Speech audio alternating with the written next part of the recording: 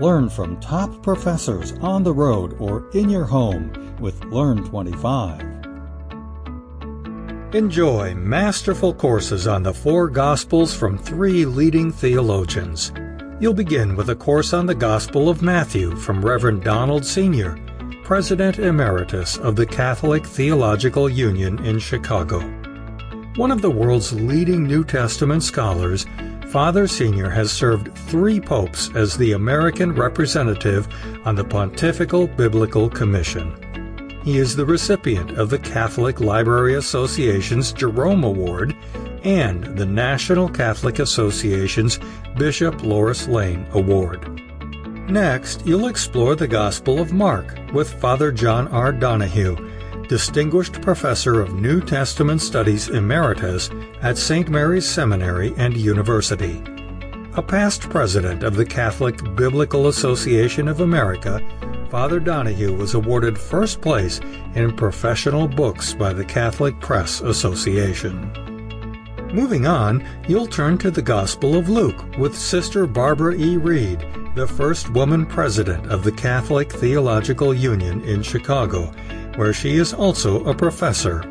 Sister Reid's many honors include the Catholic Library Association's Jerome Award and the Washington Theological Union's Sophia Award. Last, you'll rejoin Father Sr. on a journey through the Gospel of John. Lecture 1, What is the Gospel? It's my privilege to have the chance, together with you, to study the Gospel of Matthew, one of the most revered and widely used Gospel of the earliest church. Its inspired story of Jesus, and particularly Jesus, the teacher and healer, has inspired Christians from the very beginning of the church.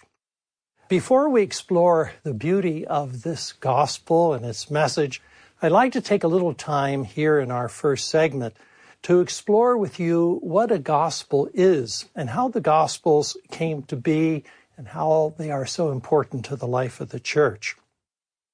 The term a gospel itself is from the Greek, the word euangelion, which means literally good news. The interesting thing is that in the letters of Paul, for example, this term appears as a verb to proclaim the good news. Paul, for example, in his letter to the Philippians, one of the few times he uses it as a noun, he says, "At the beginning of the gospel, you were very kind to me." And what he means by gospel there is his preaching ministry that he had taken to Philippi, the first city in Europe that he visited. It seems to have been the evangelist Mark, as far as the books of the New Testament are concerned, that first attached this term, euangelion, gospel, or good news, to a narrative about Jesus, to the story that he tells of Jesus' life and mission. And this tells us something. The use of this term, good news, attached to the narrative of Jesus' life, shows us that the Gospels are not meant simply to preserve the church's memories about Jesus, to present that history, but they also want to proclaim the message of Jesus, a kind of preaching or proclamation in story form. Where Paul and other missionaries preached the gospel through his visits to these various sites and cities and through the letters that he subsequently sent to them, the gospel writers do the same, but they do it through narrative, the most powerful way to proclaim the meaning of a human life. Now, Catholic tradition, in such documents as the Second Vatican Council's document called Dei Verbum, or the Word of God, which was about the Scriptures, refers to 3 stages in the emergence of the Gospels.